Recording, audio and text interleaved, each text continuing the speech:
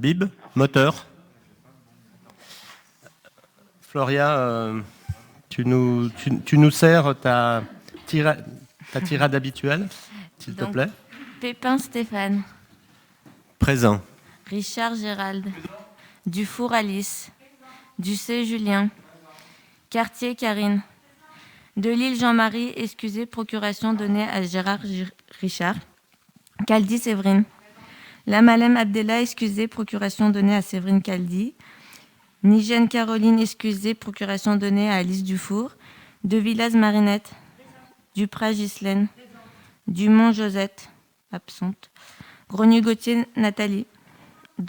Donag Magnien Sandrine, excusée, procuration donnée à Karine Cartier. Malgrand Ludovic.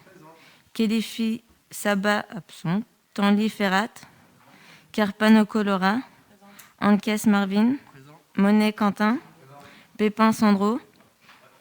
Gall Julien, excusé, procuration donnée à Quentin Monet. Paquirel Floria, présente. Magana Lucien. Goncalves Maria. Périssin Faber Georges. Desbiol Jean-François, absent. Colin Isabelle. Vicente Joël.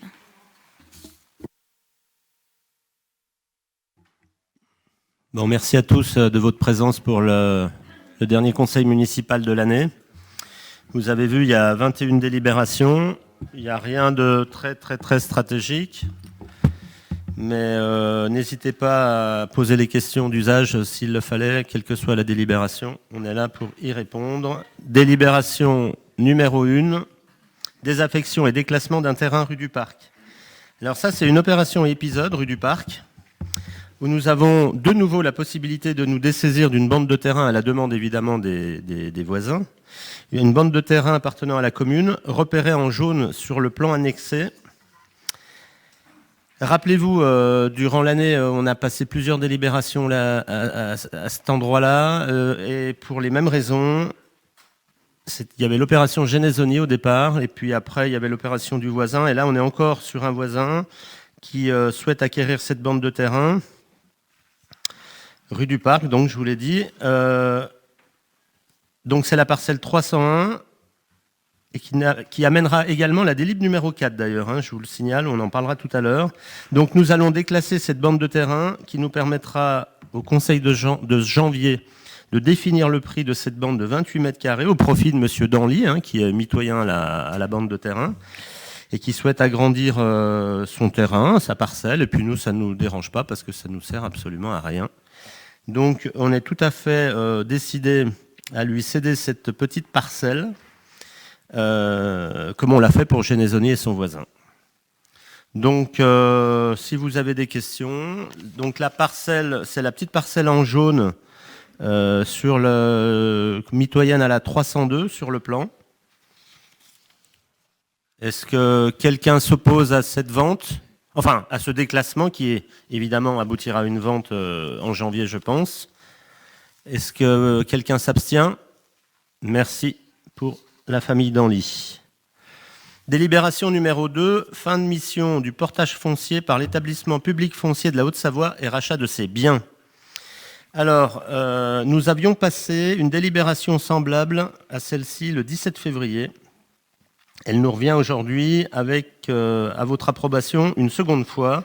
Cela est dû à une erreur de l'EPF qui nous a copieusement majoré les travaux effectués sur le bâtiment La Tuile Mécadex près du Pax, pour ceux qui ne le situent pas. Après vérification, nous avons donc alerté l'EPF de cette erreur, qui s'est empressé de rectifier évidemment le solde de la fin de mission.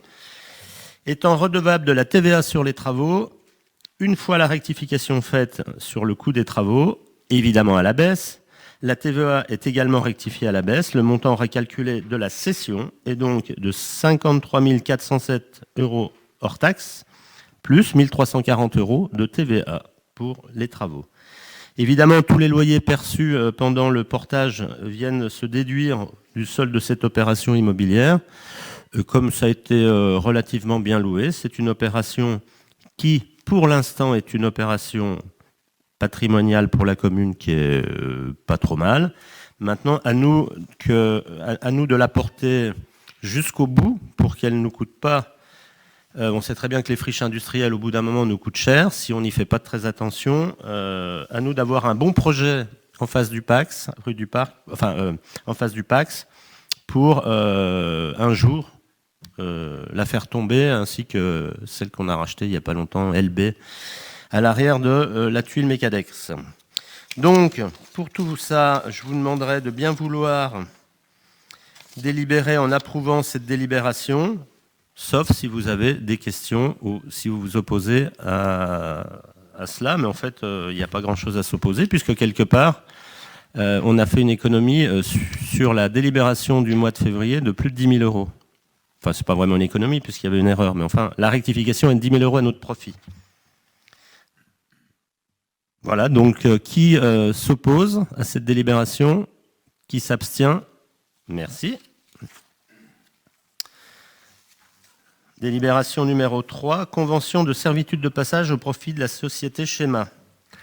Alors, au début de notre mandat, le SM3A, par son président Bruno Forel, dont je suis vice-président également d'ailleurs, au passage, et je représente la 2CCAM, m'informe d'un projet de centrale hydroélectrique sur l'Arve à la hauteur des seuils de Précy, côté Sionzier de l'Arve, pour info, pour situer.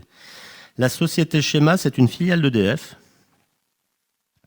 et va donc donner prochainement naissance à une centrale hydroélectrique sur l'Arve d'une capacité équivalente à la consommation de 8 à 9 000 habitants, ce qui n'est quand même pas rien.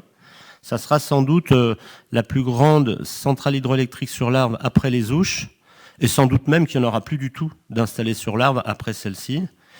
Donc c'est une structure qui se situera rive gauche de l'Arve, à hauteur, pour ceux qui situent, d'Arve Assainissement, au fond de la zone du Val d'Arve. Et la rive gauche, aussi étrange que ça puisse être, n'appartient pas à Sionzier, elle appartient à Thiers, pour info. Mais par contre, la société Schéma, elle, a un réel besoin d'une servitude de passage pour accéder à ce futur chantier, puis après pour accéder à l'exploitation du site. Donc nous possédons à ce jour un passage donnant accès facilement à ce futur chantier. Donc la société Schéma s'arrangera de la remise en état du chemin en fin de chantier et également de faire son affaire de dévoyer une canalisation d'eau à son profit dans un premier temps à partir d'un poteau incendie à proximité. Et donc nous proposons ce soir cette servitude de passage, de la valider ou pas, c'est vous qui déciderez, au profit de la société Schéma, qui est en fait pour EDF le pendant de Dalkia. Dalkia c'est pour le chauffage et Schéma c'est pour les centrales hydroélectriques. Ce sont des filiales d'EDF. Voilà, si vous avez des questions, je peux y répondre puisque j'étais à l'initiative du projet avec le SM3A. On aura peut-être à se poser des questions plus tard. Le chantier n'est pas commencé, qu'on soit bien d'accord, les appels d'offres sont lancés. Mais la société Schéma sollicitait le SM3A, qui par rebond demandait aux deux communes concernées, donc surtout Thiers et un peu Sionzier, éventuellement de prendre des parts dans la société qui exploitera donc la centrale hydroélectrique, sachant qu'on peut espérer un retour sur investissement rapide. Alors je ne vous cache pas qu'on n'en parle pas ce soir, parce que l'opération financière est relativement opaque, j'ai pas peur de le dire. Donc tant qu'on ne sait pas plus le degré d'investissement, le degré de rentabilité, on n'y met surtout pas le doigt. Mais par contre, quand j'aurai des informations précises, si ce sont des informations heureuses et qu'on a peut-être intérêt à participer au tour de table, je vous en ferai part et on votera ensemble si oui ou non on avance, sachant qu'on n'a pas forcément non plus besoin d'investir là-dedans, forcément. S'il n'y a pas un retour sur investissement pour les générations à venir, évidemment, ils feront ça sans nous. Et puis on est moins impacté que Thiers, donc si Thiers veut effectivement faire partie du tour de table, c'est plus logique qu'il le fasse avant nous. Donc voilà, je vous demanderai de délibérer pour savoir si vous êtes OK de signer une convention relative à la servitude de passage au profit de la société Schéma. Qui est contre? Qui s'abstient? Merci pour eux. Alors la délibération numéro 4. On va la retirer. On va la retirer parce qu'on ne va pas au bout du process. La délibération numéro 4, je vous en parlais dans la délibération numéro 1, c'est le voisin de la famille Danly.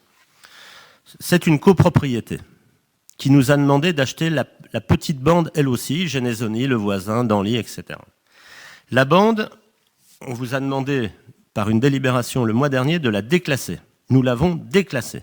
Ça nous a pris un temps de faire la délibération, de faire l'évaluation, de faire un document d'arpentage, de l'estimer et de la déclasser. On a des services qui travaillent pour ça et on met de l'argent là-dessus. Le coût était de 640 €. Divisé en 3 copropriétaires, c'est trop cher.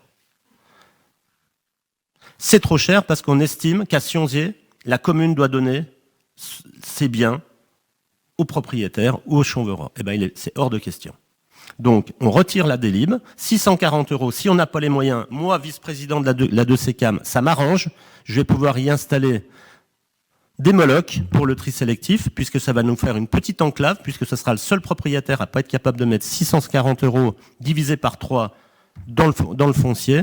Et on a bien perdu du temps et on s'est bien emmerdé. Donc la prochaine fois, on a décidé avec les services qu'il y aura une promesse d'achat, sinon on ne passe rien en conseil municipal. Il y a ras-le-bol du perdre du temps pour des gens qui rêvent. Délibération numéro 5. Je ne suis pas énervé, je parle passionnément, je vous le dis. Délibération numéro 5. Oui. Ah pardon, excuse-moi Lucien. Ah oui, mais attends. Non mais attends, Lucien, t'es pas obligé de partir tout de suite. Laisse-moi... Ah non, je t'annonce rien. Ah ok. On le note, on notera au procès verbal, M. Maganas. Bon. Je retire de la séance. Je suis pas en retard. Délibération numéro 5. Vente d'un appartement au 250 rue du Collège. Il est énervé lui, Marc. Vente d'un appartement au 250 rue du Collège au profit de M. Magana Lucien.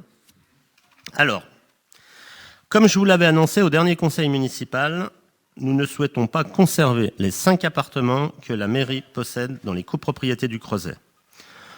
On n'y trouve aucun rôle stratégique et beaucoup plus d'inconvénients que d'intérêts. Et là, je passe sur les détails, ça serait désobligeant pour certains locataires. Nous avons, je vous le rappelle, lors du dernier conseil municipal, cédé un premier appartement. Aujourd'hui, je vous propose une délibération pour le second. On n'en a que 2 de vides pour l'instant, donc on ne va pas forcément commercialiser les autres tout de suite. Et je vous propose une délibération donc pour le second, après estimation des domaines à hauteur de 59 000 €, considérant que cet appartement est relativement vétuste et nécessite une campagne de travaux quand même importante, il ne faut pas rêver, et considérant que M. Magana, qui vient de sortir, a souhaité l'acquérir à un prix s'approchant de l'estimation, soit 50 000 €, et c'est le prix finalement que nous avions vendu l'autre le mois dernier, il vous est donc proposé de m'autoriser à vendre cet appartement T3 de 61,35 mètres carrés à M. Magana, qui en avait fait la demande, à qui, je rappelle, lui aussi devra essuyer les frais notariés. Donc, tous les frais d'acte seront à la charge de l'acheteur. Et donc, M. Magana, pour le coup, a quitté la salle pour que nous puissions délibérer en toute logique et légalement. Donc, êtes-vous contre cette délibération qui nous permet de céder un appartement vide, dans l'état qu'il est, à M. Magana, qui est contre, qui s'abstient? Parfait. Vous pouvez lui... Lucien, si tu m'entends.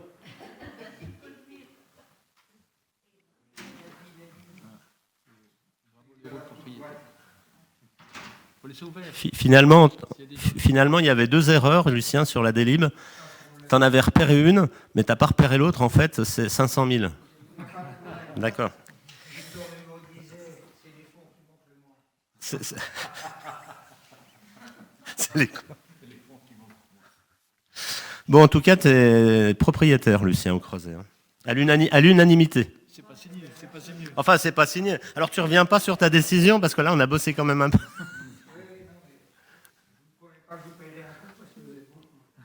Bon, pas grave, c'est pas grave. Attends de voir l'état avant de nous payer un coup. Attends d'avoir la clé. Bon, ça va alors. Délibération numéro 6. Vente d'une parcelle par la SARL du Vieux Pont au profit de la commune de Sionzier. Alors, ça c'est toute une aventure qui se termine super bien. Alors, comme il vous est stipulé dans cette délibération, la commune a reçu une DIA le 9 novembre 2020, notifiant que les parcelles que vous avez en annexe 31B et 30D d'une surface de 4 875 m² appartenant à la SA Marquet seraient vendues à la société du Vieux-Pont, qui en fait gère l'immobilier de la société Acer, l'usine qui se trouve à côté. La commune, alors, intéressée par ce terrain, a choisi le droit de préemption afin de créer une piste cyclable le long de la gendarmerie. Puisque là, on est sur l'arrière de la gendarmerie. De plus, dans l'entretemps, et ça c'est un hasard absolu, la gendarmerie nous a demandé d'étudier un second accès indépendant du premier pour entrer et sortir de la gendarmerie. D'une part pour des raisons pratiques pour les familles et puis pour des raisons de sécurité. Nous avons donc convenu avec le groupe Eckheim, propriétaire de la société Acer, et donc évidemment actionnaire de la SCI du Vieux-Pont, enfin la SARL du Vieux-Pont, après plusieurs entrevues, de retirer notre préemption en échange d'une cession à l'euro symbolique d'une bande de terrain de 5 mètres de large, donc côté, comme vous le voyez sur le plan, côté gendarmerie, parcelle en jaune 31A et 30C, d'une superficie de 1230 euros, d'une superficie de 1230 m² au total, afin de réaliser ces deux projets, donc route pour la gendarmerie et piste cyclable. Pour résumer cette opération, profite à tous. La gendarmerie, dans un premier temps, qui aura son nouvel accès, nous qui aurons notre piste cyclable, et Acer qui pourra avoir sa zone de contournement pour son flux de poids lourd dans son usine, et que les livraisons se passeront beaucoup mieux pour eux. Voilà, donc je vous suggère d'accepter, et vous n'allez pas me contrarier à ce niveau-là, d'accepter d'acheter à 1 euro ces 1200 m². Qui est contre oui. Juste une petite question. Oui. Ils vont sortir sur l'avenue du Mont-Blanc. Sans giratoire, rien du tout. Non, mais il y a une patte d'oie qui est prévue, je crois. T'avais étudié. Qu'est-ce que tu avais étudié, Guilhem ? Pour l'instant, on n'a rien étudié du tout. C'était une question d'opportunité quand la DIA s'est présentée. C'est une discussion avec la communauté de communes qui, elle, est compétente pour créer la sortie automobile de la gendarmerie, puisque la gestion de l'enseignement du CIRCA est retombée sous le giron de la 2CCAM pour la gestion du patrimoine, en tout cas de la gendarmerie. Et nous, sur la piste cyclable, effectivement, on est sur la continuité. Donc pour l'instant, il n'y a rien de prévu en matière, et pas de discussion avec le département.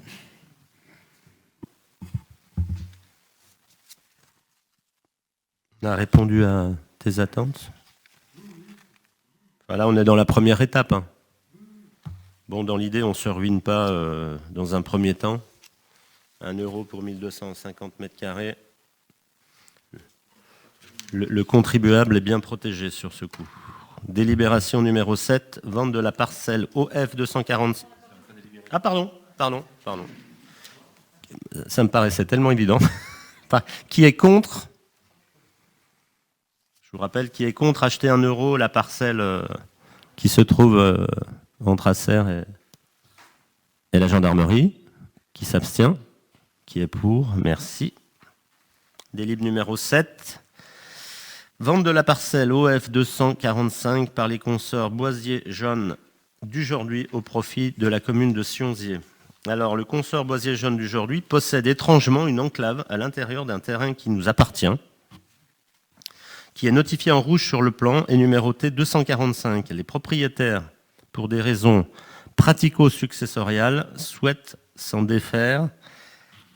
La commune ne voyant pas d'inconvénient à acquérir ce terrain, sachant que nous sommes propriétaires de tout l'espace autour, même si ce terrain n'est pas forcément hyper stratégique pour nous, on ne va pas laisser passer ça, sachant que nous l'achetons 3 euros le mètre, soit 138 euros pour cette enclave bizarrement située. Une énigme urbanistique chonverotte, donc qui s'oppose à cette régularisation foncière pour une somme pas très élevée de 138 euros. Qui s'abstient ? Merci. C'est assez étrange, hein, ce découpage-là. Délibération numéro 8, convention de comaîtrise d'ouvrage pour la réalisation de travaux de réseau humide, rue des Sapins et rue de Mussel à Sionzier, entre la commune de Sionzier et la communauté de communes Cluse, Arves et Montagne. Si tu veux nous en parler, Guilhem. Donc la communauté de communes a pour objet de réaliser les travaux de mise en séparatif de la fin de la rue de Mussel et de la rue des Sapins. Dorénavant, le choix apporté par la 2CCAM est de faire supporter aux communes le coût de l'installation d'une boîte de branchement d'eau pluviale. Et eux récupèrent directement, donc la 2CCAM récupère directement les effluents des riverains dans le nouveau réseau d'eau usée. Jusqu'à présent, en fait, eux, et ça se passait comme ça à Sionzier, réalisaient une boîte de branchement et le code de la santé publique prévoyait que les propriétaires avaient jusqu'à 2 ans pour gérer son raccordement au flux dissocié. Et effectivement, cela nécessitait de suivre les dossiers administratifs auprès de la 2CCAM. Donc c'est une chose qu'ils ne veulent plus forcément assurer.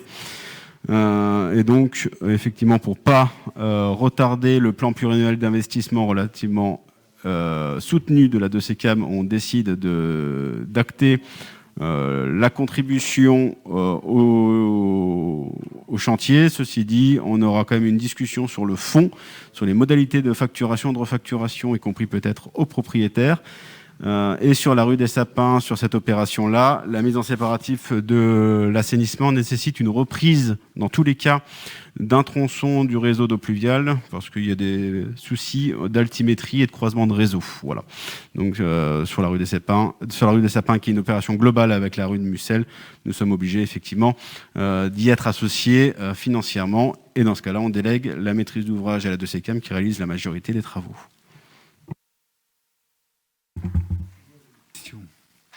J'ai une question, c'est sur la rue de Mussel. C'est donc la continuité des travaux qui ont été commencés. Donc ils vont redémonter ce qu'ils avaient fait une partie. Si j'ai bien compris, ils vont faire des tranchées à travers pour brancher les riverains. Donc la première tranche de travaux qui était rue de la Grange, rue de Mussel, a été entamé par une société qui a fait faillite localement, et ce projet n'a jamais été terminé. C'est-à-dire qu'il y a le réseau structurant qui ne collecte rien qui a été créé, et il manque effectivement tous les branchements vis-à-vis des particuliers. Donc la tranche 2 prévoit dans son nouveau marché par le biais de la 2CCAM de continuer la mise en séparatif et de finir les travaux de la tranche 1. Donc il y aura à nouveau des travaux de tranchée et une mise à mal de la rue de Mussel qui n'a pas pu être finie l'année dernière. Donc la dernière fois, ce qui s'est passé, c'est que les gens téléphonaient et ils n'avaient aucun interlocuteur. Aussi bien, la mairie n'était pas au courant parce que c'est pas elle qui faisait les travaux, mais là, moi j'aimerais bien que sur ce dossier-là, il y ait un interlocuteur de la 2CCAM autre que M. Mass. Parce que nous, la dernière fois, notre collègue, il a dû écrire à M. Mass, qui ne lui a pas répondu déjà, et qui a fait répondre à un gars. Et donc, du coup, moi, j'aimerais bien qu'il y ait un interlocuteur avec un numéro de téléphone. Parce que la rue de Mussel, quand c'est barré, c'est barré. Donc maintenant, les entreprises, elles travaillent, j'ai remarqué, elles barrent les routes, et les gens, démerdez-vous. Donc, on a vu à Marna comment ça s'est passé. On barre la route, c'est terminé, démerdez-vous, passez où vous voulez. Non, c'est pas comme ça que ça se passe, les chantiers. Il y a des moments où on est obligé de laisser passer les gens. Là, on a vu le problème pareil. Il y avait des panneaux partout. La rue de la Croisade, un coup, on est arrivé en haut. En plus, il y a eu le feu en même temps. Bon, ça, c'est encore autre chose. Mais il y a des fois, les gens, il faut qu'ils accèdent chez eux, quoi. Voilà. Alors donc, moi, j'aimerais bien que là-dessus, il y ait un numéro de téléphone donné aux riverains pour que les gens puissent téléphoner quand ils ont un problème. Voilà, c'est la seule chose. On prend note, Georges, pas de souci. D'autres interventions? Messieurs, dames? On passe à la délibération. Acceptez-vous donc les termes de la convention de comaîtrise d'ouvrage entre la commune de Sionzier et la communauté de communes de 2CCAM pour l'opération de travaux de réseau humide rue des Sapins et rue de Mussel à Sionzier, Qui est contre? Qui s'abstient? Merci. Dans tout à fait le même esprit, convention de comaîtrise d'ouvrage cette fois-ci pour l'aménagement, alors également pour les travaux de réseau humide liés à l'aménagement du quartier du Creuset à Sionzier entre la commune de Sionzier et la communauté de communes Arvey-Montagne. J'imagine que c'est pareil. Donc on peut tout de suite délibérer. Qui est contre? Qui s'abstient? Merci. Alors, délibération numéro 10, arrêté communal de défense extérieure contre l'incendie, en l'absence de Caroline souffrante. Guilhem, si tu veux bien. Okay. Donc nous avons, comme d'habitude, dorénavant, l'obligation de prendre un arrêté stipulant les modalités de défense extérieure contre l'incendie en chaque fin d'année. Donc on retrouve, comme sur les précédentes délibérations, le règlement du service DECI, ainsi que l'état de nos poteaux de lutte extérieure contre l'incendie, donc les poteaux incendies, et leur état par rapport aux risques qu'ils doivent compenser, à savoir si on est suffisant ou insuffisant. Voilà.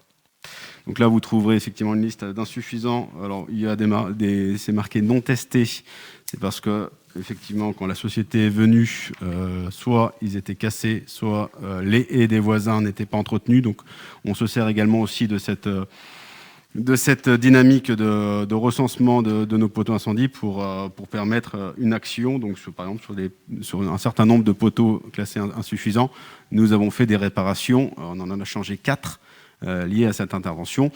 Et on avait pris un arrêté du maire aussi sur l'entretien des haies qui donne sur les trottoirs ou les voiries. Et donc, les courriers sont déjà partis. Et cela fera l'objet d'une prochaine campagne de mesures pour lever l'insuffisance.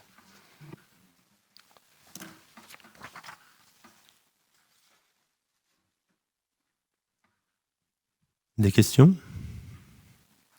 On passe au vote. Qui est contre cette délibération? Qui s'abstient? Merci. Délibération importante. Délibération numéro 11. Service public de l'eau, convention d'entente avec la commune du Reposoir. Julien, puisque tu es à l'initiative des transactions avec nos amis du Reposoir, est-ce que tu peux nous en parler, s'il te plaît? Donc, c'est une délibération qui fait suite aux délibérations qu'on a prises au mois de juillet dernier sur chaque commune, celle du Reposoir et celle de Sionzier, qui permet une entente pour la mise en place d'une convention d'entente pour la gestion du service public de l'eau sur nos 2 communes. C'est un travail qui a été de longue haleine, qu'on avait déjà entamé sur le mandat précédent. L'idée est de créer une régie plus tard, à l'avenir, intercommunale, puisqu'on a pour l'instant l'obligation de transvaser le service de l'eau en 2026. Et par cette façon de procéder, qui est une entente simple, sans engagement, ça nous permet d'avancer sur chaque commune, de régler un peu les fonctionnements et puis de pouvoir voir si c'est fonctionnel. Et si ça ne marche pas, on peut se retirer facilement, que ce soit le Reposoir ou Sionzier. Donc on vous l'avait expliqué la fois précédente. Dans ces conditions, aujourd'hui, le conseil municipal est amené à se prononcer sur l'adoption du projet de convention, tel qu'il est annexé. On doit désigner les membres de la convention d'entente, c'est-à-dire les personnes qui vont être en charge de négocier avec le Reposoir sur les différentes attentes, et puis habiliter à monsieur le maire ou son représentant à engager toute démarche utile à l'application de la présente délibération. Voilà. Alors, pour info, les membres sont évidemment le maire, Julien, puisque tu es à l'initiative de tout ça, et Quentin Monet. Voilà les 3 noms qui sont proposés. Alors, c'est une convention d'entente qui est une logique, puisqu'on est sur le même bassin versant de l'eau potable. Mais il nous empêche qu'on pourra faire le même genre d'opération avec d'autres communes, même si on n'est pas sur les mêmes bassins versants. Voilà. Mais au moins, pour l'instant, on est sur une logique de bassins versants et d'eau potable commune. Voilà. Avez-vous des questions? Oui, Georges. Ça nous engage à quoi de cette convention? C'est de créer un service, embaucher du personnel? on crée pas de service. Chacun, s'il y a des personnels embauchés, c'est chacun sur sa commune. Et on est totalement indépendant, sauf qu'on travaille ensemble, conjointement. Mais voilà, il faut... Okay. C'est la version la plus simple dans les dispositions applicables qu'on a trouvées. Voilà. Chacun garde son indépendance, chacun garde ce personnel, mais on travaille ensemble dans le bon sens, quoi.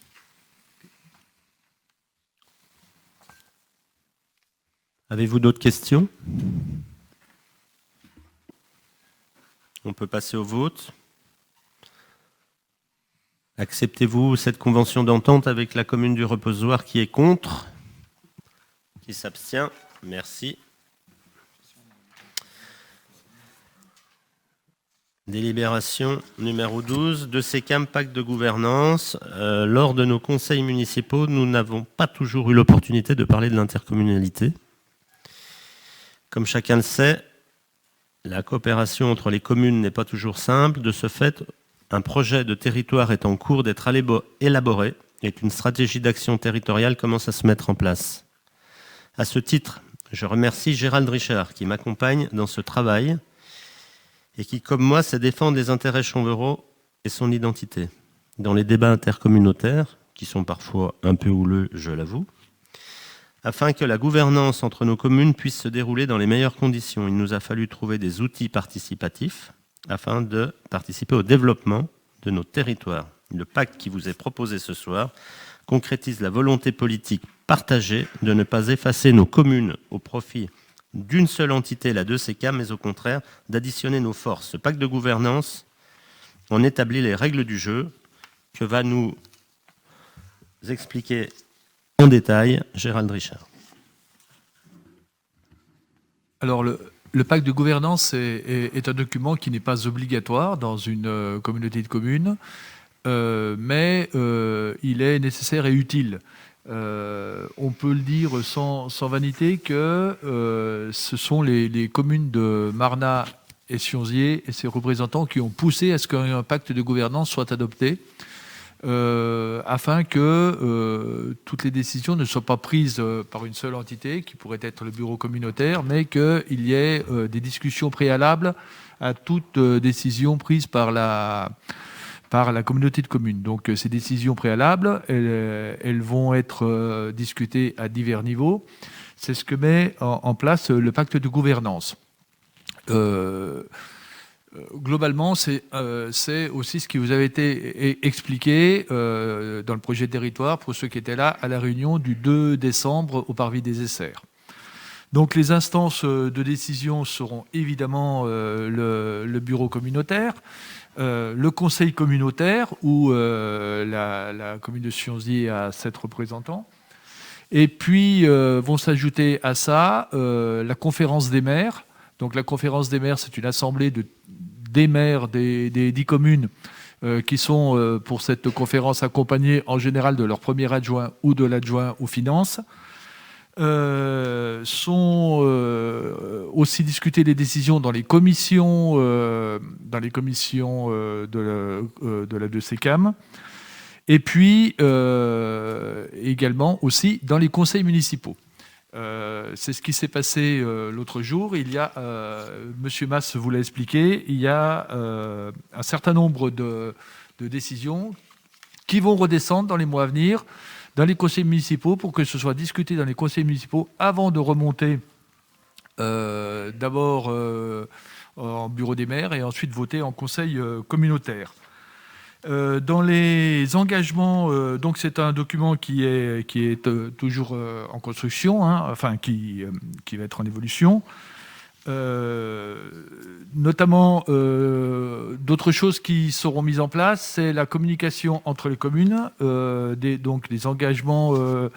Par exemple, chaque fois qu'une commune sort un magazine municipal ou un bulletin municipal, il doit être systématiquement envoyé à tous les autres maires de la commune.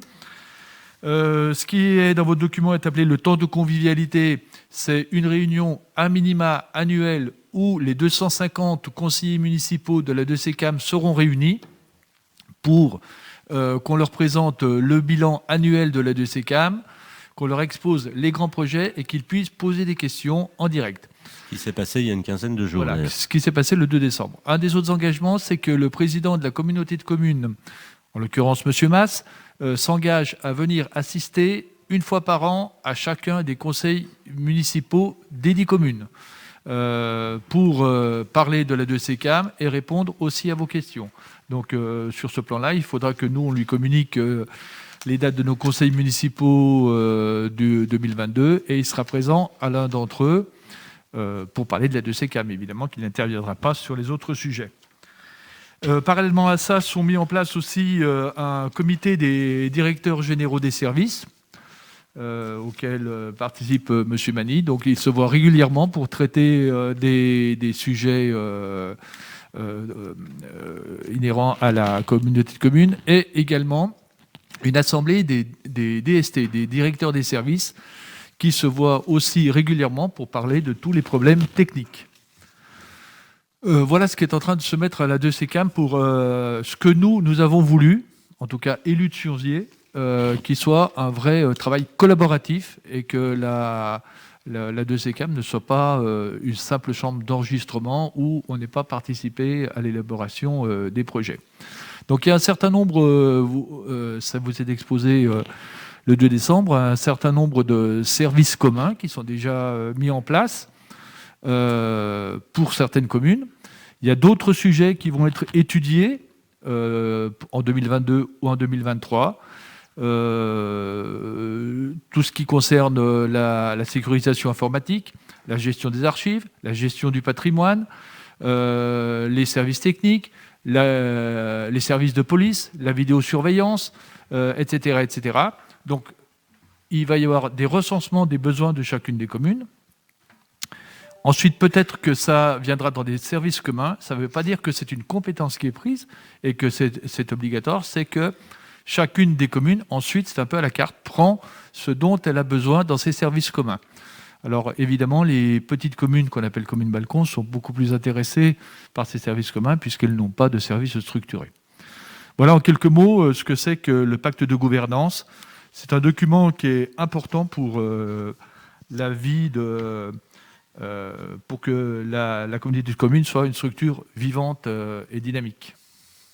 Et pour l'avenir aussi Tout à fait. de la 2CCAM. Oui, pour ton oui. Voilà. Avez-vous des questions sur ce bel exposé de Gérald? Oui.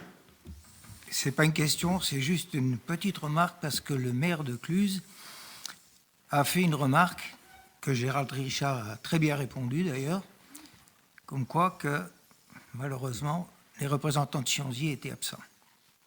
Était absent à quoi? À la réunion, c'est encore marqué dans le compte-rendu là. Donc Gérald Richard a répondu qu'on était absent, mais qu'on avait participé financièrement. C'est ça ou je me trompe? Non, alors Non, pas c'est du deux tout, choses pas du tout. différentes. Non. Là, ce dont on a parlé le 2 décembre, c'était le bilan des Ruvartes. Les Ruvartes, qui est une animation en direction des ados. Ça n'a rien à voir avec ce sujet-là. Ça faisait partie du bilan des actions de 2021. Et sur ce point-là, c'est une animation qui concernait les ados. Alors c'était 2020, oui, où ils nous avaient oubliés dans le bilan et qu'on avait, on avait participé. C'était juste sur un point du bilan du rapport d'activité. C'était pas du tout dans le pacte de gouvernance. Suite à un événement. Suite à un événement qui s'était passé pendant les vacances scolaires. C'était suite à la remarque de monsieur le maire de Cluses, Oui, monsieur oui. Masse, qui a dit devant tout le monde qu'il n'y avait pas de représentant de Sionzier à cette réunion. Non, c'était pas la réunion, c'était. En fait, il n'y avait pas de représentant de Sionzier à l'événement. Voilà. Mais alors qu'il s'est Alors fait qu'il chez y nous. était. Il s'est fait chez nous. Oui, oui. Non, c'est pour ça. Voilà. Ok. Non. C'était vu. C'était une petite erreur. On est bien toujours présent et quand on ne Oui. peut pas, nos suppléants font le job à notre place. Non, on est toujours présent aux réunions. Voilà. Approuvez-vous donc le pacte de gouvernance? Qui est contre? Qui s'abstient? Merci. Délibération numéro 13, Gérald, mise en place du télétravail. Oui. Alors, le télétravail, s'était déjà mis en place au sein des services lors du premier confinement. Donc, il s'était mis en place un petit peu de manière empirique, sans vraiment de règles. Depuis, il y a un certain nombre de textes qui sont descendus du niveau de l'État pour cadrer un petit peu le télétravail. Donc, ces délibérations, elles visent à instaurer la possibilité pour les agents de passer en télétravail selon certaines conditions et à nous préparer si, dans l'avenir, on a des contraintes de passer en télétravail qui nous redescendent de l'État suivant des crises qui peuvent arriver. Donc, cette délibération, elle cadre les conditions dans lesquelles on peut accéder au télétravail. Notamment le temps de télétravail, c'est-à-dire que nous limitons le télétravail à 2 jours par semaine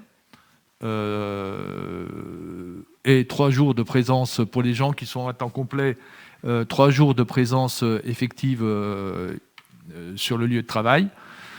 Ça permet le télétravail est basé sur le volontariat de l'agent, puisque l'instant on n'a pas de consigne gouvernementale, il faut que l'agent se porte volontaire.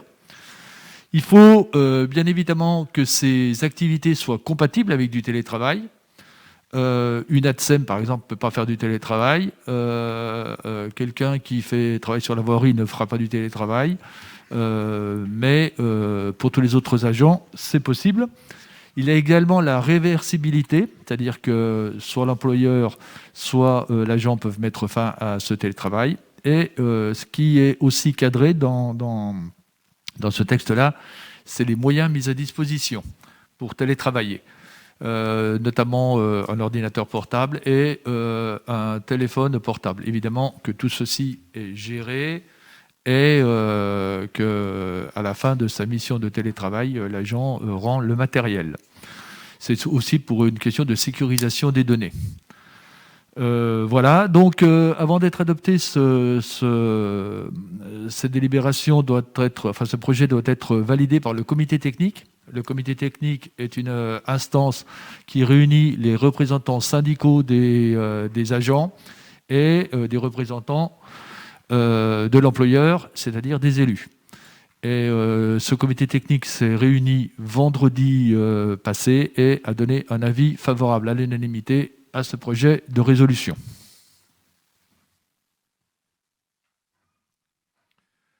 Si vous avez des questions. On peut passer au vote. Qui est contre cette délibération de mise en place du télétravail? Qui s'abstient? Merci pour nos agents. Délibération numéro 14, multi-accueil, temps de travail. Gérald, si tu veux bien. Oui, tu veux le faire, Alice? Non, mais ça concernait les services d'Alice, donc on va laisser Alice le faire. D'accord. Alors, ça concerne un agent qui travaillait sur 2 services. Et comme la délibération l'indique, pour améliorer l'organisation de la crèche, pour les mesures d'entretien et d'hygiène sanitaire, on le met à temps plein sur un seul service, la crèche.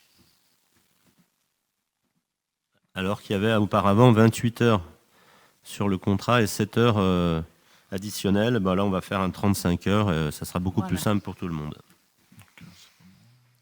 Donc, vous avez des questions par rapport à cette délib? Non, pas plus que ça. On passe au vote. Qui est contre? Qui s'abstient? Merci.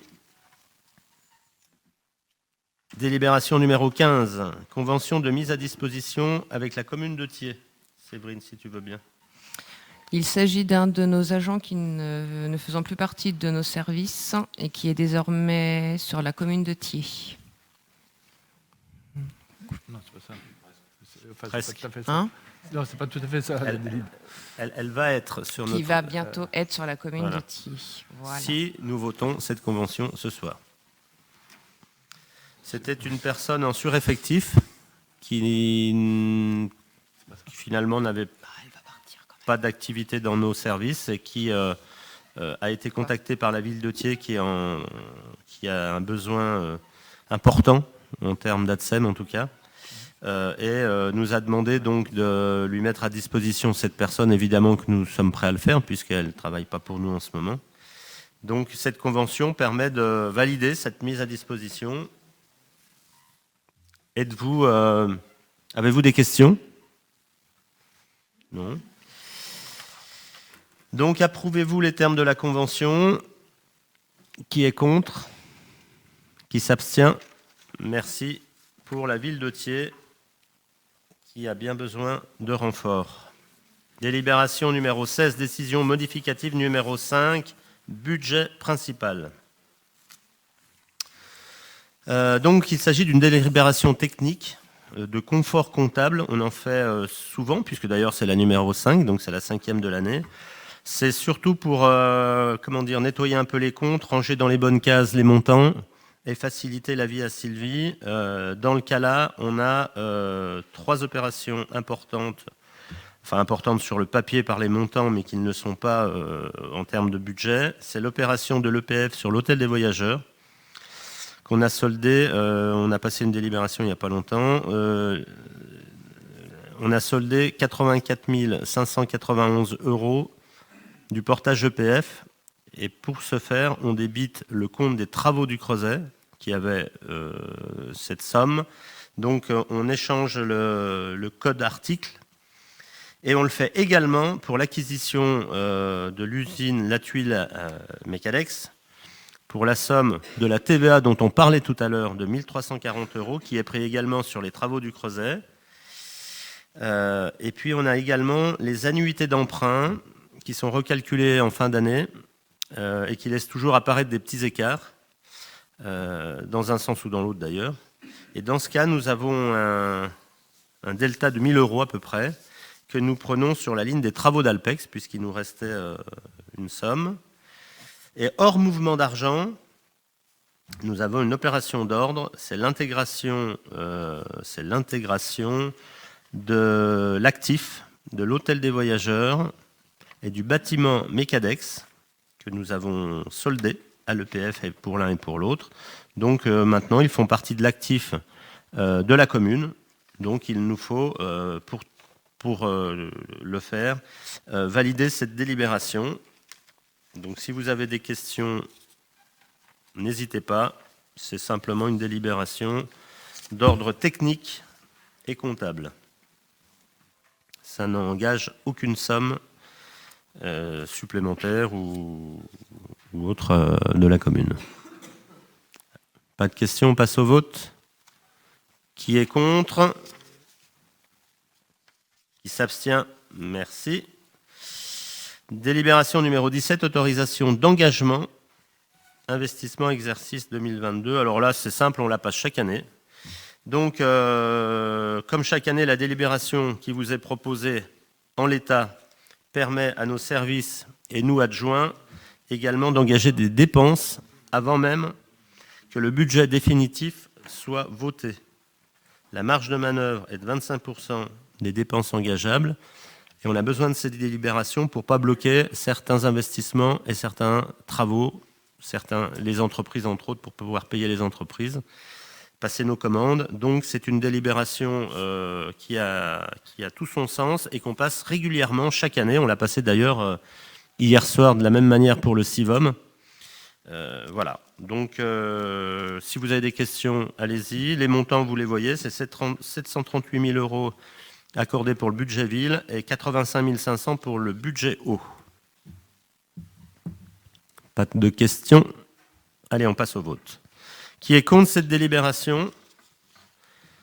Qui s'abstient? Merci. Délibération numéro 18. Karine, convention de partenariat subvention. Il s'agit d'une convention avec l'association Un Souffle d'Aventure afin de leur octroyer une subvention de 4 164 € contre l'exploitation de l'image de la ville de Sionzier à l'occasion du rallye Aïcha des Gazelles de 2022. Voilà. Est-ce qu'il y a des questions? Donc en fait, on est sponsor d'un rallye mondialement connu. Et donc ces 4 164 € nous permettent d'avoir une visibilité. On a le capot avant. Tout à fait. Dans sa globalité. Dans sa globalité. Oui, ah bah évidemment, c'est pas pour la marque de la voiture, c'est parce que ce sont 2 Chonverotte qui s'engagent sur ce rallye. D'ailleurs, elles ont participé au marché de Noël pour financer leur voyage, enfin leur compétition, parce que c'est quand même pas, évidemment, c'est pas avec 4 000 € qu'elles vont réussir à faire le tour.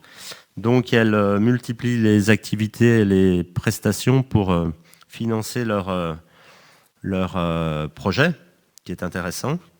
On espère qu'elles pourront aller le plus loin possible dans ce rallye, puisque nous en profiterons tous. Alors après, sur quelle chaîne d'infos, ça je ne vous dis pas, hein, on ne sait pas.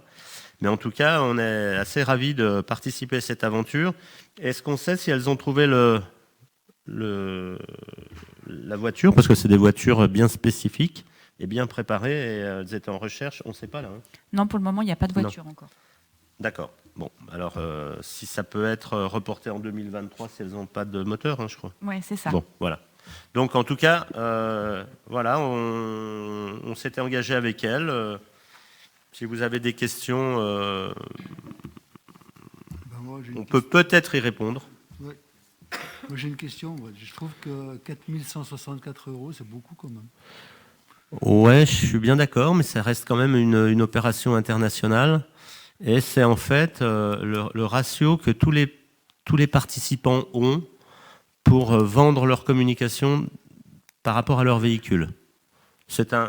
Pourquoi 164 €, même je dirais. En fait, c'est donné par l'organisation à titre évidemment indicatif. Hein, ça peut être vendu plus cher ou moins cher.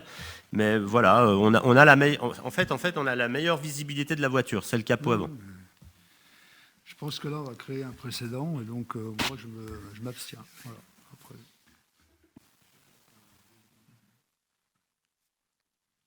Vous avez d'autres objections ou questions? Oui, j'ai juste une petite question. Les logos qui seront mis sur les capots, ce sera notre charge?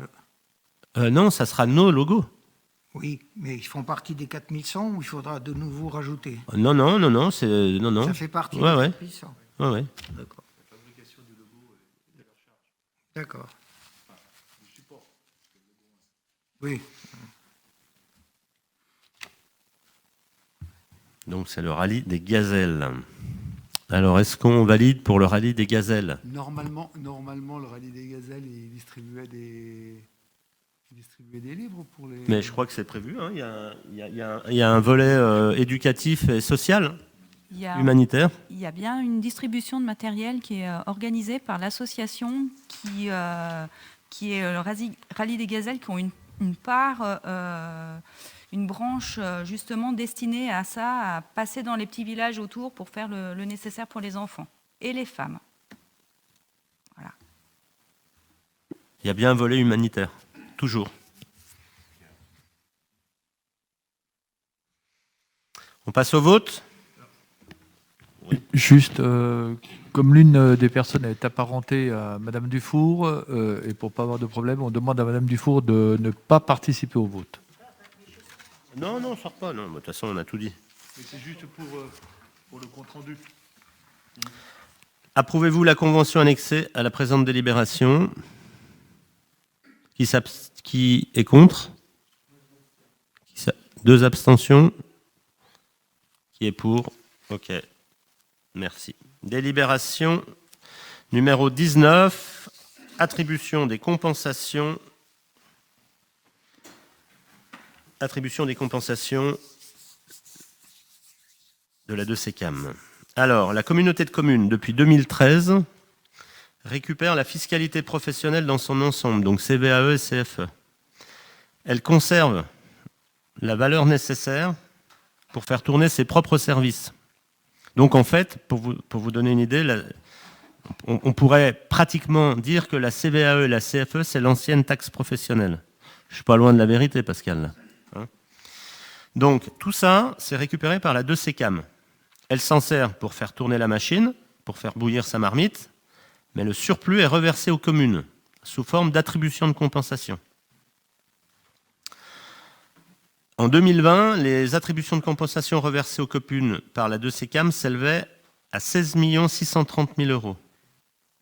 Toutes les communes reçoivent un pécule, plus ou moins important, selon l'impact des compétences transférées, c'est important ça, et les services communs proposés par le 2CCAM et consommés ou non par les communes. Alors nous, on n'en consomme pas. La ville de Sionzier a suffisamment des services étoffés, on ne consomme rien au service commun de la 2CCAM. Donc on ne nous retient rien à ce niveau-là sur nos attributions de compensation, c'est important. Mais par contre, les communes balcons, comme le disait tout à l'heure Gérald, sont friands de services communs, eh bien, à leur charge de les assumer et on leur retient une quote-part par rapport à ces services sur leurs attributions de compensation.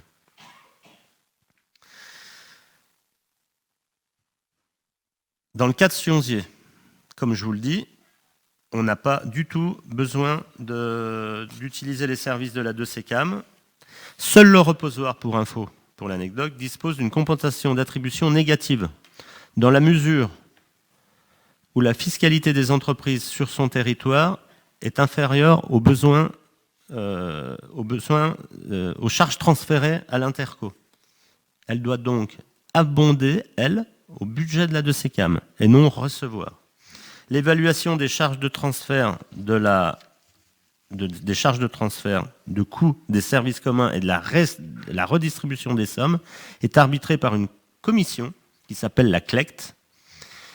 Et nous sommes donc appelés à voter le montant de l'attribution de compensation ce soir, qui est pour Sionzier de 2 954 956 € pour l'exercice 2021. Donc, les rouages de la CLECT et des attributions de compensation, vous l'avez en annexe. Ceux qui ne l'ont pas encore épluché, gardez-le précieusement, regardez de près, parce que c'est un peu le nerf financier de nos relations, nous, communes, avec la 2CCAM. Donc voilà, si vous avez des questions, on essaiera d'y répondre. Alors ça peut varier, hein, après, ça variera forcément selon les compétences qui vont être rendues à la 2CCAM. Évidemment, on n'est pas censé toucher ça chaque année au centime près, à l'euro près. Vous n'avez pas de questions? Bon, on va passer. J'ai juste une petite question, mais oui. elle ne concerne pas le fait même de la 2CCAM. C'est que quand on a voté une délibération pour avoir les membres de la 2CCAM, vous nous avez dit qu'il fallait obligatoirement être élu communautaire pour y participer à cette commission. Alors que là, j'ai lu, c'est pas obligatoire, c'est soit un représentant communautaire ou un conseiller municipal. Voilà. Non, mais c'est marqué, c'est pour ça que... alors, pour le coup, parce que les petites communes n'ont qu'un seul représentant en général à la Comcom et ça leur permet d'avoir 2 représentants à la CLECT. Voilà, parce que effectivement, c'est pour les petites communes. communes. Non, mais je vous le dis parce que vous nous avez dit que c'était pas... voilà. Donc, mais nous, on a assez de représentants. non, mais... Et d'ailleurs, pour info, le nouveau président élu de la CLECT est Richard Barenton, adjoint au reposoir, pour la petite histoire. Ou pour la grande histoire. Approuvez-vous, messieurs, dames, le rapport de la CLECT? Encore une question. Hein? Oui. Nous, on n'a pas d'utilisation de fonds. On n'a rien à utiliser ces fonds. On n'a pas d'intérêt. Non, en fait, on n'utilise pas, nous, les... Comment te dire? On n'utilise pas les services communs qu'on nous propose. Parce que nous, on a nos services. Okay. Voilà. Donc, mais par contre, il est évident que pour le Mont-Saxonais, pour le reposoir, pour Nancy-sur-Cluse, entre autres, mais même Marna utilise beaucoup les services communs, Thiers un peu aussi, c'est leur choix. Nous, on est suffisamment staffés et compétents dans nos murs pour ne pas avoir besoin des services de la 2CCAM, mais sait-on jamais. Demain, peut-être qu'on aura besoin de... Alors déjà, les services communs de la 2CCAM sont en train de s'étoffer d'année en année. Peut-être qu'on aura des besoins, tout en ayant notre staff actuel, on aura peut-être des besoins, ou peut-être qu'on se délestera, nous, de certains services, on indirectement, entre guillemets, on sous-traitera sans doute à la 2CCAM peut-être des services communs. C'est à voir. Mais en tout cas, à ce jour, aucun besoin. Si je peux me permettre, c'est ce que j'avais expliqué tout à l'heure. Sur 2022 et 2023 sont programmés un certain nombre d'études sur de nouveaux services communs. Donc, les besoins des communes seront recensés pour élaborer ces nouveaux services communs. Et ensuite, on décidera si on s'en sert ou si on ne s'en sert pas. Par exemple, dedans seront la gestion des archives ou la gestion de l'informatique. Est-ce qu'on a besoin des services de la Comcom ou pas? Peut-être qu'un jour viendra la mutualisation d'un CSU. Et là, nous, on est partie prenante. Voilà, donc un centre de vidéosurveillance pour... est-ce que là, peut-être qu'on sera intéressé, plutôt que de faire notre salle de télésurveillance. Mais pour l'instant, en tout cas, on n'a pas éprouvé de besoin plus que ça, quoi. On ne boude absolument pas la méthode, hein, mais on n'a aucun besoin. Oui, Lucien.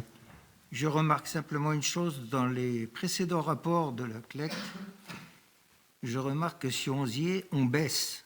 On était à 3100, 3005, 3055, 3000, et là on est à 2 954 000. Donc, d'année en année, on baisse. Est-ce qu'il y a une explication là-dessus? Je crois que tout simplement, c'est les rentrées d'argent à la 2CCAM qui sont moindres, sans doute dues à l'épisode Covid.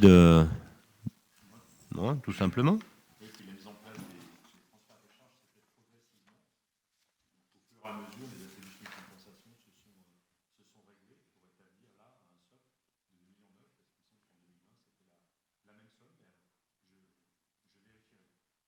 Oui, c'est...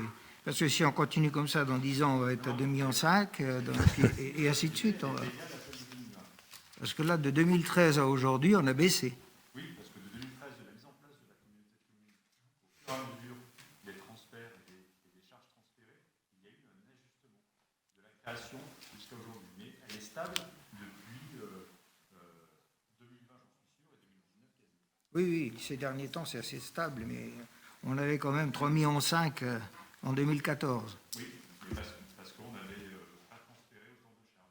En fait, Ok, j'ai compris. Monsieur le maire, c'est des opérations blanches. C'est-à-dire qu'on transfère un service avec ses recettes et ses charges pour que la communauté de communes fasse face aux besoins de financement des compétences qu'elle va exercer. On est encore deuxième derrière plus, ça va. Et vous le voyez, il y a des communes qui ont une attribution de compensation, comme on dit, positive. C'est-à-dire qu'elles doivent en plus, parce qu'elles ont transféré trop de charges. Pour pas assez de revenus. Et ça fera l'objet d'une autre délibération dans un prochain conseil municipal. Et ça fait l'objet d'une délibération demain soir en conseil communautaire. Il y a d'autres dotations de compensation, dites de dotations de solidarité, qui vont nous arriver au titre de la politique de la ville, qui avaient été oubliées et pour lesquelles on va retoucher quelques dizaines de milliers d'euros, voire quelques centaines. Avez-vous d'autres questions? On peut passer au vote alors. Approuvez-vous le rapport de la CLEC? Qui est contre ce rapport? Qui s'abstient? Merci à tous. Délibération numéro 20. Karine, actualisation des tarifs de la chambre funéraire de Sionzier. Il s'agit d'actualiser au 1er janvier 2022 les tarifs de la chambre funéraire de Sionzier, qui est proposée par la Société des pompes funèbres qui gère cette dernière, qui est OGF. L'année dernière, la cotisation était de 127,36 € et cette année, elle est passée à 127,16 €. Et pour la journée supplémentaire, le tarif est égal. Voilà. Ça se vote, ça? Oui. Ok, bon. Ok. C'est la société qui décide d'augmenter. C'est quand même quelque chose. Là, pour le coup, ça diminue.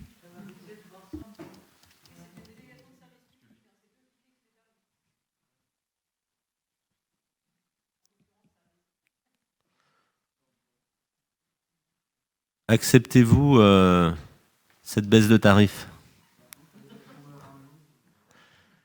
Bah là, c'est le bon moment, ça coûte moins cher. Qui est contre cette délibération? Qui s'abstient? Merci. Délibération numéro 21, désignation des représentants associations Sionzi en fait. Alors là, évidemment, les élus qui sont et les adjoints élus qui sont désignés ne peuvent intervenir sur cette délib. Donc Sandro, tu t'y colles.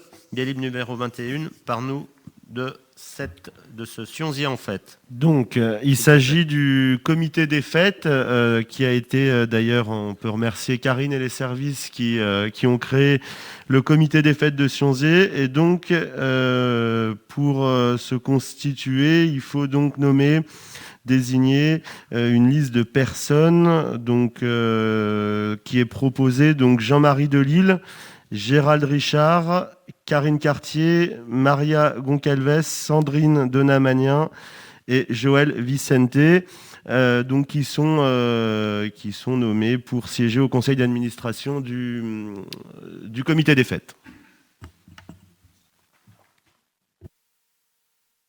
Le comité des fêtes qui est une association loi 1901 évidemment, comme on peut en trouver dans nos communes voisines. Avez-vous des questions? On peut passer au vote. Alors évidemment, les 6 conseillers municipaux ne votent pas, hein, ça va de soi.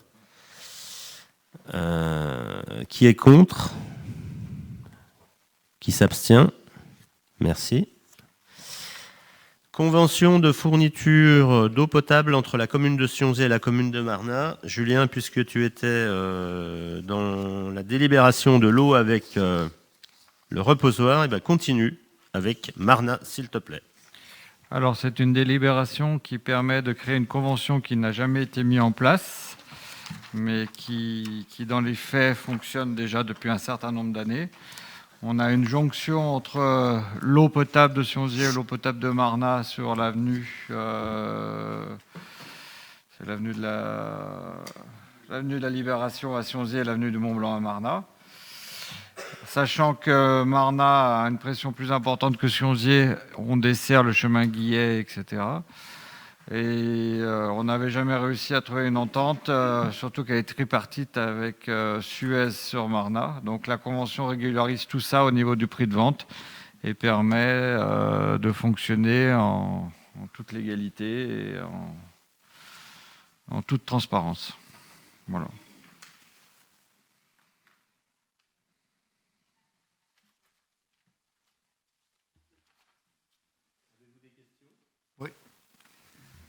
Moi, je trouve pas bien normal qu'on ait pris de l'eau à Marnat, alors qu'il y avait une autre solution.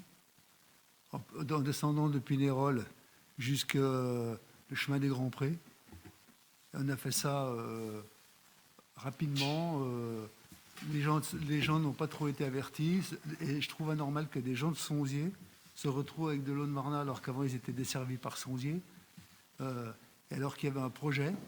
M. Courville l'avait dans son tiroir. Il n'a jamais été pris en compte, mais bon, voilà, et qui ne coûtait pas très cher, en plus. Mais bon, voilà, on prend de l'eau à Marnat pour... Aujourd'hui, c'est une régularisation qui a été faite sur le mandat précédent. Voilà. Après, d'autres questions se posent aujourd'hui, comme on le fait avec le reposoir. Il y a d'autres projets qui sont en cours de réflexion. Mais il faut déjà remettre en régularisation cette convention. Après, les questions se poseront. C'est l'occasion d'en parler, de dire que ce qui avait été fait, c'était quelque chose qui n'était pas normal, c'est tout. Voilà. Il y avait une autre solution qui était beaucoup mieux. Et voilà. Okay. Si on veut être indépendant, on était indépendant. Voilà. Maintenant, mais bon, je comprends bien que là, c'est une régularisation, il faut payer Marnat. Hein.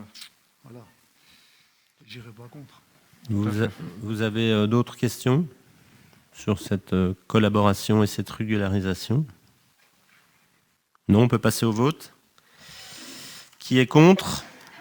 Qui s'abstient? Merci. On va pouvoir payer nos dettes à Marnat. Écoutez, l'ordre du jour est épuisé. On va passer aux communications diverses et variées.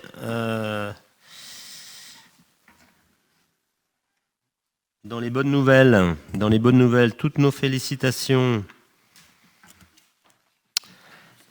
Alors attendez, là, il ne faut pas que je fasse d'impair, parce que j'ai les décès et les naissances sur la même liste. Donc, toutes nos félicitations à Naël Gagna-Perrelaz, fils d'Afif Gagna, du service des sports, qui est né le 12 octobre 2021. Pareillement, Elissa Rouissi, fille d'Anissa Rouissi Atsem à l'école maternelle du Créteil, qui est née le 21 octobre 2021. Du petit Jules Montefusco, fils d'Agnès Brun, du service des sports, qui est né le 21 juillet 2021. Je crois qu'on avait déjà parlé. Je ne suis pas sûr, mais je crois. Eleanor Pizzichemi Masson, fille de Fanny Pizzichemi de la médiathèque, née le 1er juin 2021. Et puis dans les tristes nouvelles, donc le décès de Orlando Pazin, qui était un ancien combattant, qui était très médaillé, paraît-il. Je ne l'ai pas trop connu, j'avoue, qui est le beau-père de Jean-Marie Delisle, notre adjoint, décédé la semaine dernière.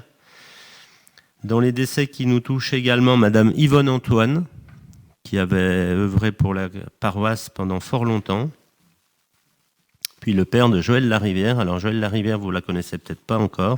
C'est une ATSEM qui est à l'école maternelle du Créteil et dont son père est décédé le 20 novembre 2021. Également, qui a subi une mauvaise nouvelle pour Béatrice Chammartin, qui a perdu sa belle-mère, décédée le 25 novembre 2021.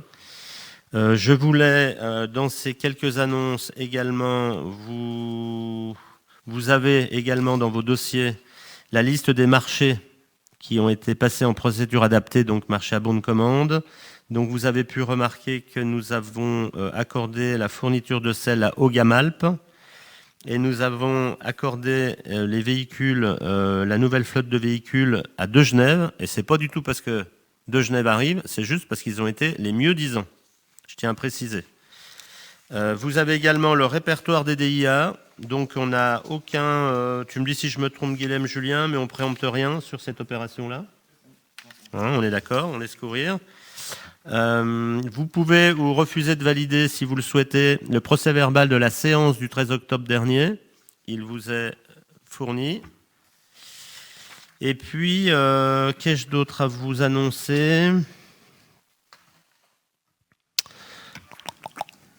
Oui, bien sûr, ça j'ai vu. Je voulais remercier et féliciter Karine Cartier pour son premier marché de Noël. Elle va pouvoir se reposer, dormir beaucoup mieux la nuit sans médicaments et commencer à préparer le second. En tout cas, c'était très bien malgré cette année de transition un peu particulière entre la Grenette, on savait pas, la place, enfin l'esplanade, on savait pas si tout pouvait être utilisé. Donc tous les exposants sont ravis, le public aussi, a priori. Donc bravo, félicitations également à tes équipes d'élus et de bénévoles, parce qu'évidemment qu'on ne peut pas organiser un tel événement en solo, ça va de soi, sinon ça se saurait. Tu féliciteras de notre part tout le monde. J'ai également à vous noter l'arrivée et l'ouverture il y a 2 semaines du magasin Boulanger que j'ai tant réclamé à l'époque, du magasin Boulanger Télé Hi-Fi, hein, pas croissant et petit pain. Télé Hi-Fi qui est ouvert donc depuis 15 jours, c'est magnifique. Il est relativement imposant et il est très bien fourni, très bien achalandé. Et il faut savoir qu'on a eu le directeur il n'y a pas longtemps et il est déjà classé 14e France des magasins franchisés dès les premiers 15 jours d'ouverture, donc c'est quand même pas rien. Et puis il faut dire que le directeur n'est pas un novice en la partie, c'est l'ancien directeur de Boulanger Champ Nord. Et Boulanger Champ Nord, ceux qui connaissent, c'est vraiment une très grosse machine qui est 3 fois plus grosse que le nôtre. Donc là, je pense qu'il devrait nous faire des étincelles. Et puis toujours dans la zone du Val d'Arve, on a eu une bonne nouvelle.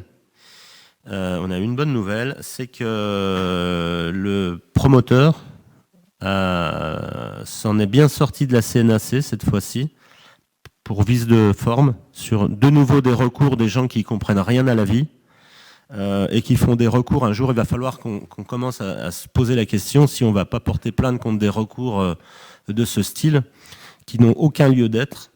Et donc, malheureusement, le recours est arrivé un jour trop tard. Et bien, tant mieux, parce que les 2 cellules qui se trouvent dans la partie inférieure de la zone, donc pour les nommer, c'est l'usine Ambel et l'usine provinciale, eh bien, seront déconstruits dans peu de temps et puis verront la naissance de 3 ou 4 cellules nouvelles qui seront quand même esthétiquement dans la même configuration que ce que nous avons actuellement au Val d'Arve. Et heureusement, ça s'est joué à une journée. Sinon, on repassait en CNAC à Paris et c'était encore la même ritournelle que pour Carrefour. Pour une personne qui passe son temps à faire des recours partout.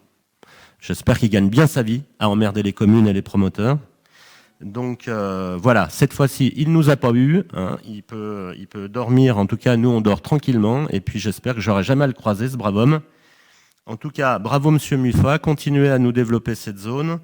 Alors donc, par contre, j'ai bien précisé au promoteur Monsieur Muffat que je ne souhaitais pas avoir une franchise de pub, de marchand de bière ou je ne sais quoi, afin de ne pas concurrencer nos cavistes, nos magasins de centre, nos restaurants et bars de centre-ville, aussi bien à Cluses qu'à Sionzier.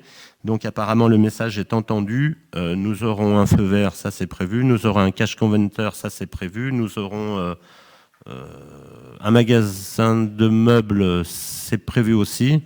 Enfin voilà, donc tout roule pour cette opération au Val d'Arve. Est-ce que j'ai d'autres... Avez-vous d'autres informations à communiquer? Vous en avez peut-être? Oui. Oui. Moi j'ai une question, je voudrais savoir où le diagnostic éclairage public qui est en cours en est. Voilà. Alors, la société prévoit un rendu, et on n'a pas de date aujourd'hui fixée, puisque effectivement, il est prévu que tu participes à cette étude comme convenu. On est sur une quinzaine janvier, a priori. Il manquait à analyser 3 transfos électriques, leur composition, pour lesquelles ils n'ont pas eu accès, parce qu'ils étaient dans le domaine privé. Donc, chose à laquelle on a remédié. Et on est sur une fin d'étude, en tout cas. J'ai une dernière communication que j'allais complètement oublier. Il est à noter l'arrivée provisoire de Madame Barbier-Elodie, qui précède l'arrivée définitive de Madame Vanessa Arras. Dans quelques semaines, elle sera là. D'ailleurs, on l'a entrevue aujourd'hui à la mairie de Cluses, puisque quelqu'un qui vient de la mairie de Cluses, et dont le rôle est l'accueil physique et téléphonique de la mairie. Donc actuellement, nous avons une personne qui habite donc je vous disais, Barbier-Elodie, qui habite à Sixte, et qui malheureusement ne restera que quelques mois, mais ça c'est un accord entre elle et nous, puisqu'elle attend un heureux événement. Mais par contre, ça nous a permis de suppléer la mise en retraite de Sylvie Sache, parce que ça nous faisait un peu défaut sur les semaines qui ont suivi son départ. Donc Elodie Barbier reste encore quoi, un mois à peu près, 15 jours, et puis et Vanessa commence début janvier, le 3, voilà. C'est quelqu'un de très compétent qui a une 30aine d'années de service à l'accueil à la mairie de Cluses et qui voulait changer d'air. Donc bienvenue à toutes les deux. Gérald, non, t'as rien dans les tuyaux? Non? J'ai juste une chose à dire, c'est je n'ai par exemple 2 magasins dans la zone de Val de l'Arve qui demandent, maintenant bon, c'est peut-être à Muffat qu'il faut passer le mot, que ça manque des toilettes dans oui, la c'est prévu, zone c'est prévu. Et un distributeur automatique d'argent, parce que bon, de billets, parce qu'il y a des gens, moi c'est celui qui tient le senteur à côté de la coiffeuse. Oui, d'accord. Qui parle de ça parce que bon, c'est vrai, les gens, ils arrivent. Ouais. Est-ce qu'on peut aller au WC? Est-ce qu'on peut aller Alors pour le distributeur de billets, Marie-Jo, ça, on en parlera à Mufa, il n'y a pas de souci. Par contre, pour les toilettes, il en est conscient. Il a visité les toilettes automatiques qu'on a installées, qui sont high-tech pour la Grenette, là. Il a visité il y a 3-4 jours. Il nous a demandé les coordonnées du fabricant. Enfin, il s'en inquiète sérieusement et c'est son projet prochain. Hein. Ouais. Oui, ça manque. C'est même incroyable que ça n'ait pas été... Parce que les gens, ils arrivent, ils rentrent dans les magasins, est-ce qu'on peut aller au WC Ouais. Alors, mais il en est bien conscient. Hein. Il en est bien conscient. On a fait un peu le tour des points à revoir sur le Val d'Arve cette semaine ensemble. Et j'avoue que ça en fait partie. Bon. Et puis le fait qu'on est allé visiter les nôtres à la Grenette prouve qu'il est motivé à avancer sur le sujet. Ouais. Bon, merci. Merci, Marie-Jo.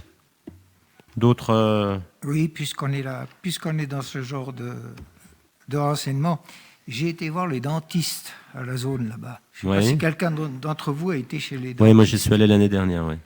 Oui, là, depuis 2-3 mois. Non. Les carrelages sont tout cassés. Ah, mais ça l'était déjà. Les escaliers sont pas. Et puis quand j'ai demandé, mais c'est pas possible, qui c'est qui répare ça? Ah ben c'est le responsable de la zone qui veut pas réparer. Eh ben ils ont qu'à arrêter de payer les loyers. Et généralement, ça bouge assez vite. Hein.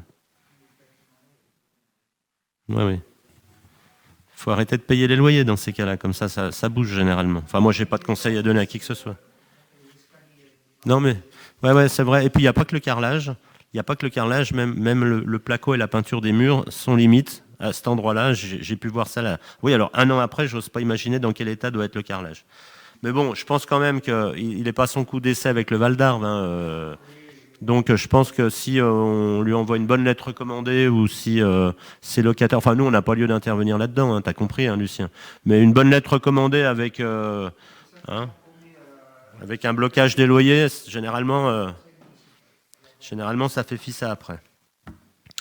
Bon, ben, messieurs, dames, la séance est levée. Hein, merci à tous d'avoir participé à cette dernière séance de l'année. Et puis, passez à tous, si on ne se revoit pas, de bonnes fêtes de fin d'année, un bon Noël. Et puis, revenez-nous en pleine forme l'année prochaine. Et puis, quant à, vous savez ce que je vous dis dans ces cas-là, rendez-vous tout de suite là où vous savez pour faire ce que vous savez.